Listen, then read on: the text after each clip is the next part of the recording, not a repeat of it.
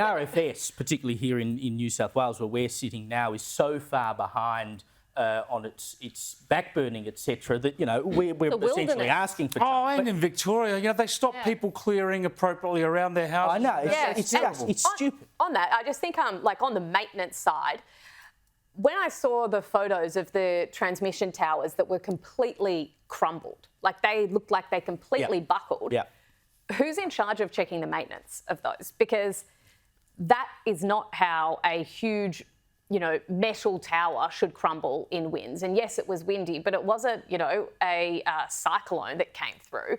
So I think that that's a really important question as well. It's not only about the actual energy itself, it's also the infrastructure and the maintenance of that. But see, they've degraded the energy infrastructure that we have at the moment to the point that it doesn't work. It can't stand up to what it needs to do, Joe, because all the money has, of course, been going to renewables. Now, if you are an investor, if you're an AGL or Origin, I totally understand why you're investing in renewables, because at the moment that's where you can make the most money. There's no encouragement to keep those coal-fired assets online and in the condition they ought to be, and then something goes wrong. 500,000 homes in Victoria don't have power. Yeah, well, I mean, the coal companies themselves or the generators themselves don't want to build new coal-fired power. There's not money for them. The government's not knocking back applications. They're just deciding they're not going to do it. They're going to run it out. I think the big problem has been extremists in the climate debate, and obviously I fully believe in climate change and that something has to be done about it and that it's man-made. But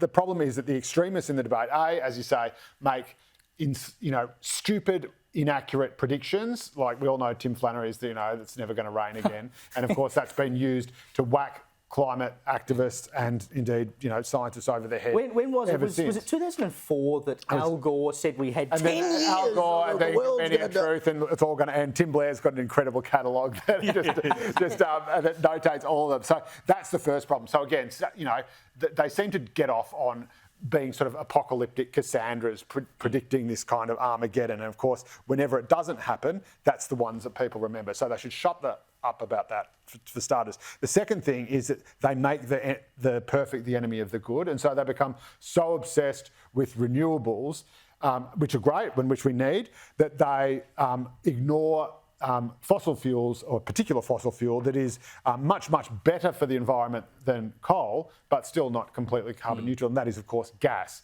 And so you've had governments of both stripes in Victoria and New South Wales putting moratoriums on gas exploration and gas use. The Liberals in New South Wales and the Labor government in Victoria, you've now seen the Labor government ban gas appliances in households, which ironically is making businesses think, well, if they're banning in households, it's not going to be cost effective for me to hang around, so we'll go into state.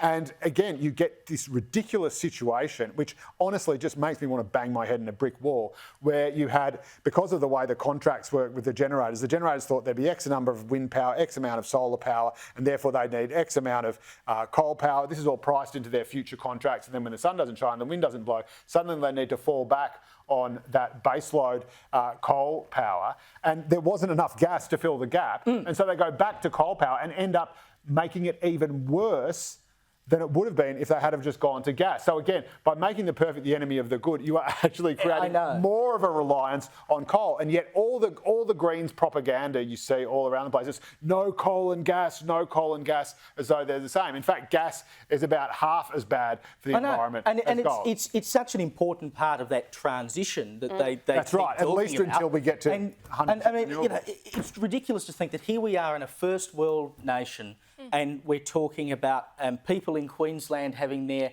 air conditioners remotely turned down because they don't have enough energy. That's pretty rough. See, it's on your hot days. It's only on your hot days when you can't use your air conditioners.